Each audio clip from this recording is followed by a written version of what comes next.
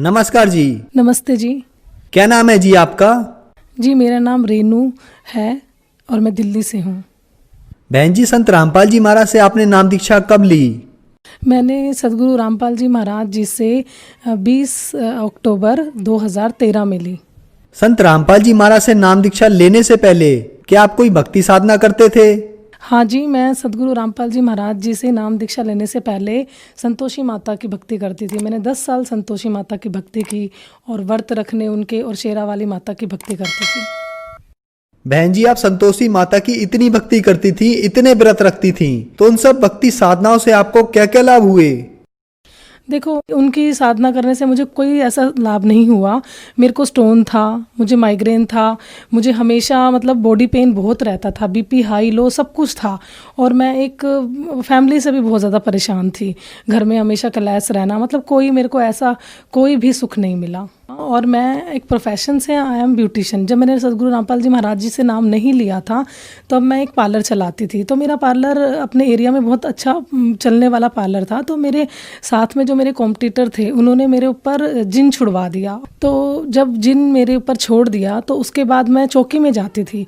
तो मैं जहाँ चौकी में जाती थी वहाँ मैंने संतोषी माता से कहा कि मेरी तबीयत ऐसे से ख़राब है और मेरे ऊपर जिन मुझे कह रहा है कि वो मुझे मार के ही छोड़ेगा। तो संतोषी माता ने मुझे कह दिया कि यहाँ तुम्हारा कोई इलाज नहीं है, तुम बालाजी जाओ। तो मैंने संतोषी माता से कहा कि जब मैं 10 साल मैंने आपकी भक्ति की और आज जब मुझे फल मिलना चाहिए और मेरी मृत्यु होने वाली है तो आप मुझे बालाजी भेज रहे हो। तो मतलब मैं एकदम हैरान रह गई और मैं अपने घर आ गई रोते हुए। तो बहन जी, आपने बताया कि जो भक्ति साधना आप संतोषी माता की करती थी उससे आपको कोई लाभ नहीं हुआ, बल्कि आपको बहुत सी हेल्थ इश्यूज, हेल्थ प्रॉब्लम हो गई। उसके अलावा आपके प्रोफेशनली कंपटीटर जो थे उन्होंने आप पर जिन छोड़ दिया और उस जिन ने भी ऐसा ठान लिया था कि वो आपको मार के ही छोड़ेगा, और आपने खुद के हाथों से ही अपना ब्यूटी पार्लर भी तोड़ दिया। तो इन सब परेशानियों के बीच आपको संत रामपाल जी महाराज के बारे में जानकारी कैसे मिली? जी, मैंने जब नाम नहीं ले रखा था तो उससे पहले मेरे पति 2012 में सदगुरु रामपाल जी महाराज जी से नाम दीक्षा ले चुके थे। तो जब मैं परेशान हुई, माता ने मुझे मना कर दिया, मैं घर आई तो वो जिन मेरे साथ घर आ गया। तो घर आ गया तो वो मेरे को लिटरली ये कहने लग गया था, मुझे सामने नज़र आता था और वो मुझे ये कहने लग गया था कि मैं तो तुमको लेके ही जाऊँगा क्योंकि मैं तुम्हें मारूँगा।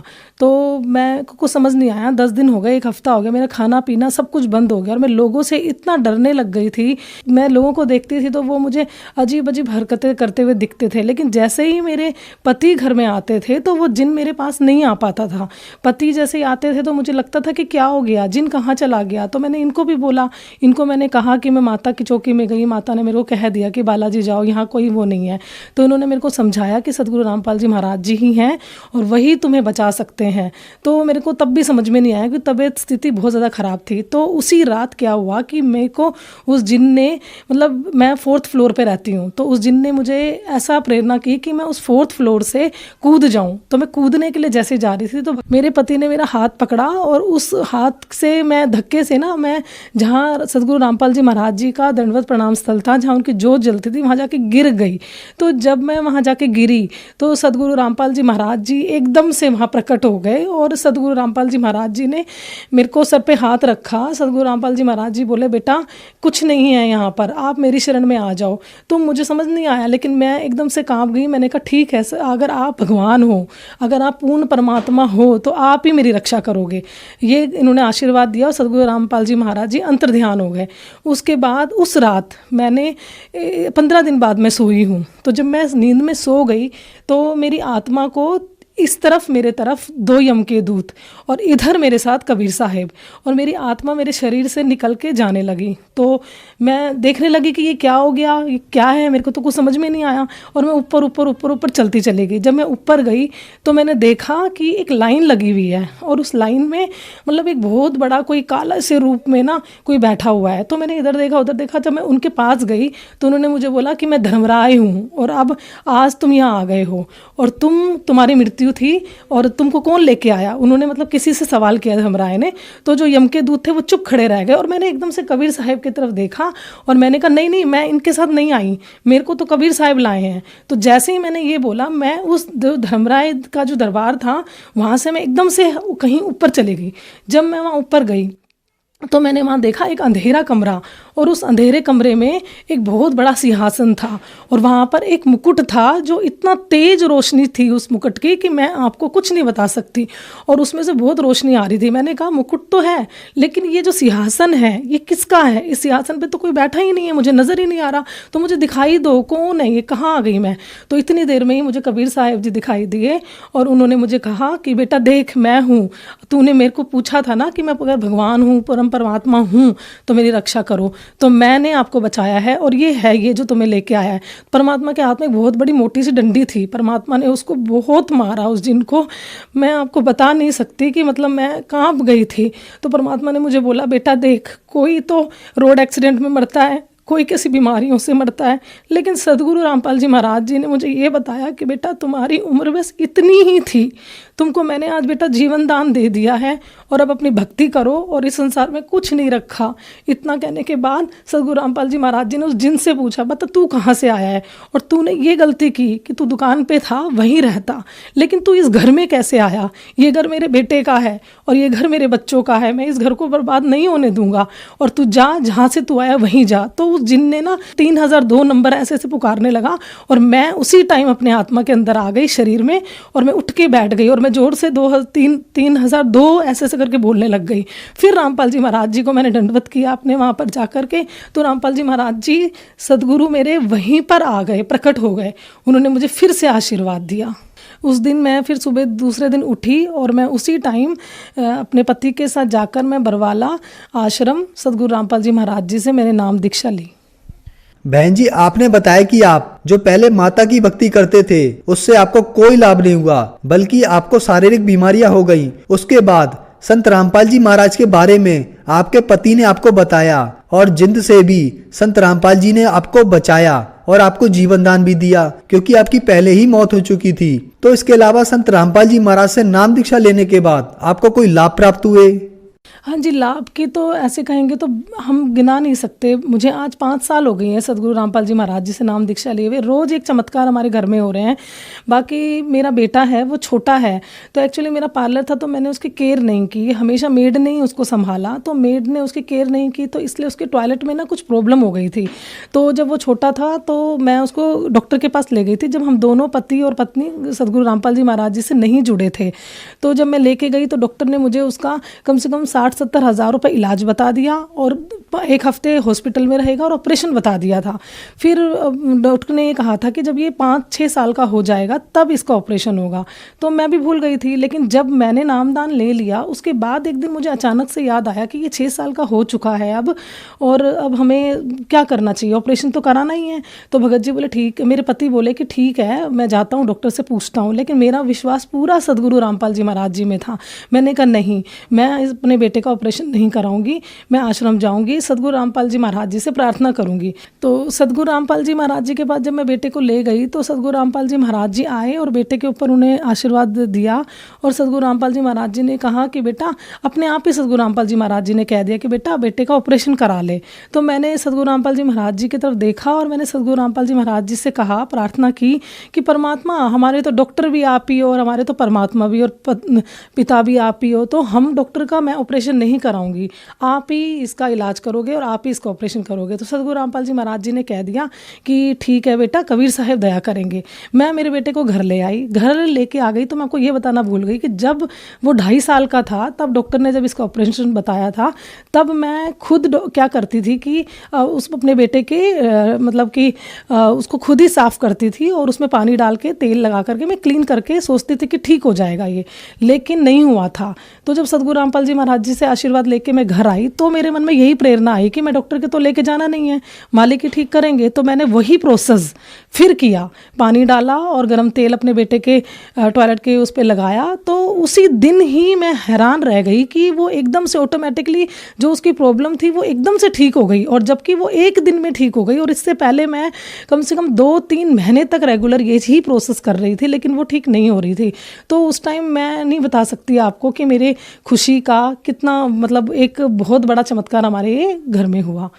ये हमारे सदगुरु रामपाल जी महाराज जी की ही दया है हम पर। और एक लाभ और सद्गुरु रामपाल जी महाराज जी की कृपा से हुआ जब मेरे पति जुड़ चुके थे 2012 में सद्गुरु रामपाल जी महाराज जी से, लेकिन मैं नहीं जुड़ी थी और मेरे को ज्ञान नहीं होने के कारण मैं मानती भी नहीं थी कि ये परमात्मा है। तो एक दिन क्या हुआ कि मेरे पति को स्टोन की प्रॉब्लम थी और वो बहुत ज़्यादा सीवियर बढ़ गई। उन्होंने नाम ले रखा था उस टाइम, तो वो डॉक्टर के चले गए मुझे बिना बताए सुबह सुबह ही। मैंने जब उठी तो देखा वो घर में नहीं थे, तो मैंने उनको फ़ोन किया कि आप कहाँ हो, कहाँ चले गए। तो उन्होंने मुझे बोला कि मेरे तो पेट में बहुत दर्द है, वो बहुत रो रहे थे। तो मैंने कहा कि डॉक्टर हैं आने वाले हैं, ठीक है आप दिखाओ, अल्ट्रासाउंड कराओ। बहुत ज़्यादा भीड़ थी तो उनका नंबर नहीं आ रहा था। जब भी मैं फ़ोन कर रही थी तो वो रोते ही नज़र आ रहे थे, तो मेरे से देखा नहीं गया, मैं नहीं सहन कर पाई। तो मैं एकदम से मैं देखती थी कि मेरे पति ना रोज़ 7 बजे के करीब, 6:30 बजे के करीब सद्गुरु रामपाल जी महाराज जी की जोत घर में जल जाती थी। तो उस दिन नहीं जली तो मैं चली गई। मेरा मन किया कि मैं वहाँ जाके बैठूँ जोत स्थान पर सद्गुरु रामपाल जी महाराज जी के सामने। मैं जाकर बैठी तो मैंने सद्गुरु रामपाल जी महाराज जी से कहा कि मुझे नहीं पता आप कौन हो, आप देखो, लेकिन रोज़ मेरे घर में आपकी जोत जलती थी। मतलब एक तरफ तो संतोषी माता का मंदिर है मेरा, मैं वहाँ नहीं गई, लेकिन मैं सद्गुरु रामपाल जी महाराज जी के सामने आके बैठ गई और मैंने बोला कि रोज़ जोत जलती थी, आज मेरे घर में जोत नहीं जल रही। तो मैंने लिटरली परमात्मा से ना ऐसे हंस के बोला, फिर आप कैसे भगवान हो कि मेरे घर आज जोत नहीं जली, आपको अच्छा लग रहा है और मेरे पति वहाँ रो रहे हैं। देखो अगर आप भगवान हो तो आपको ये चमत्कार करना पड़ेगा। और मुझे कुछ ज्ञान नहीं था, मैंने सद्गुरु रामपाल जी महाराज जी की बिना नाम लिए जोत जला दी और मैंने बोला कि अब मैं ये जोत जला रही हूँ आज आपकी, और अभी 5 मिनट के अंदर अंदर जब मैं मेरे पति को फ़ोन करूँगी तो मुझे ये सुनाई देना चाहिए कि मैं ठीक हो गया, तब मैं मानूंगी कि आप हो कोई भगवान। तो ऐसा ही हुआ, मैंने जोत जलाई और मैं दंडवत करके उठी। मुझे पता भी नहीं था ये प्रोसेस होता, पर पता नहीं कैसे मैंने अपने आप ये चीज़ कर ली। तो जब मैं उठी तो फ़ोन मैंने किया, तो फ़ोन करने से पहले ही इनका फ़ोन आ गया और उन्होंने ये मुझे कहते हैं कि डॉक्टर हैरान हो गया, मेरे कहीं दर्द नहीं बताया डॉक्टर ने, और मैं भी हैरान हो गया। डॉक्टर आने से पहले मैं तड़प रहा था और इस टाइम मेरे को एकदम से आराम मिल गया। तो ये एक चमत्कार मेरे घर में मेरे को बिना नाम लिए हुआ। फिर मैंने सद्गुरु रामपाल जी महाराज जी के पास गई, वहाँ देखा, बैठ के मैंने दंडवत किया। तो सद्गुरु रामपाल जी महाराज जी की जो फोटो थी उसमें से सद्गुरु रामपाल जी महाराज जी के हाथों में से इतनी ज़्यादा रोशनी आ रही थी कि मैं आपको बता नहीं सकती। और सद्गुरु रामपाल जी महाराज जी एकदम से हंसे उस फोटो में से। तो उस टाइम में मुझे यकीन हो गया था कि हाँ ये परमात्मा है सद्गुरु रामपाल जी महाराज जी। और मैं बहुत बीमार रहती थी जैसे कि, तो मेरी नाम लेने के बाद एक बार, पहले भी बहुत बीमार रहती थी, बीपी वगैरह रहती थी। तो एक दिन मैं घर में ही फिसल गई। तो देखो आप देख सकते हो, ये मेरी उंगली है, ये मेरी उंगली मेरे घर में ही काम करते करते मैं किचन में ही फिसली थी और ये टूट गई। ये टूट गई तो इसमें फ्रैक्चर आ गया, लेकिन डॉक्टर्स के पास गई तो उन्होंने अच्छे से ट्रीटमेंट नहीं किया। इसको फ्रैक्चर की वजह उन्होंने जस्ट पट्टी करते रहे, ये ठीक नहीं हुई। 1 महीना हो गया, मैं डॉक्टर के पास फिर गई तो डॉक्टर्स ने मेरे को बोला आपने उस टाइम ढंग से ट्रीटमेंट नहीं लिया, तो अब आपके ये जो उंगली है इसका ऑपरेशन होगा आपका, इसमें एक रोड डलेगी। मैं डर गई, मैंने कहा पता नहीं ये क्या कह रहे हैं। मैंने सद्गुरु रामपाल जी महाराज जी आश्रम में थे तो मैं गई, मैंने प्रार्थना की, गुरुजी ऐसे ऐसे डॉक्टर कह रहे हैं। तो गुरुजी ने कहा बेटा कबीर साहब दया करेंगे। मैंने कहा गुरुजी ऑपरेशन नहीं कराऊंगी मैं घर आई, मैंने ऑपरेशन नहीं कराया, मैं जस्ट और 1 हफ्ते तक पट्टी बांधती रही।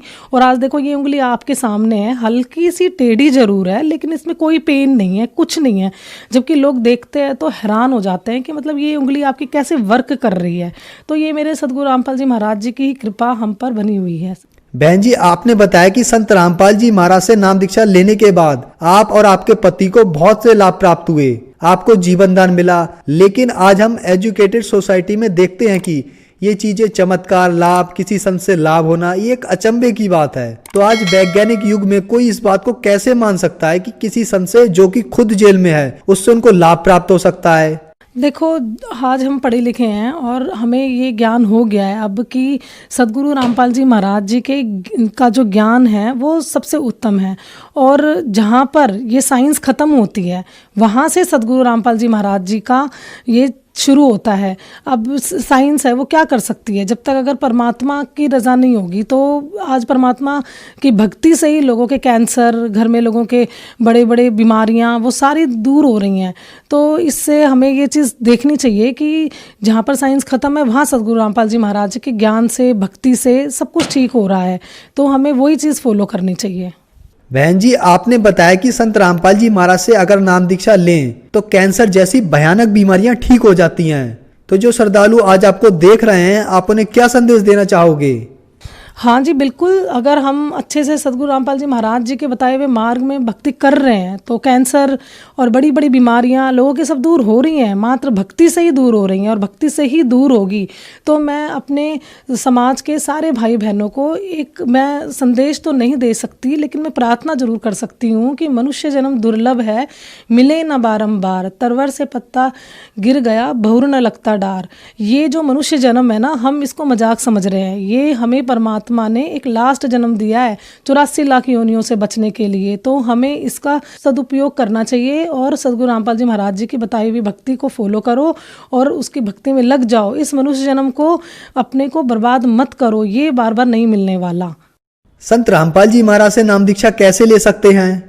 सद्गुरु रामपाल जी महाराज जी के जो सत्संग है वो विभिन्न चैनलों पे आ रहे हैं, आप उनको देखो। उन चैनल जब वो सत्संग आते हैं तो उसके नीचे कुछ नंबर आ रहे हैं, उन नंबरों पे आप फ़ोन करो और उन नंबरों पे फ़ोन करने के बाद जो नज़दीकी नामदान केंद्र होता है उस पे जाकर आप सद्गुरु रामपाल जी महाराज जी के जो CD वगैरह है उससे आप नामदान ले सकते हैं। धन्यवाद जी। सत साहिब।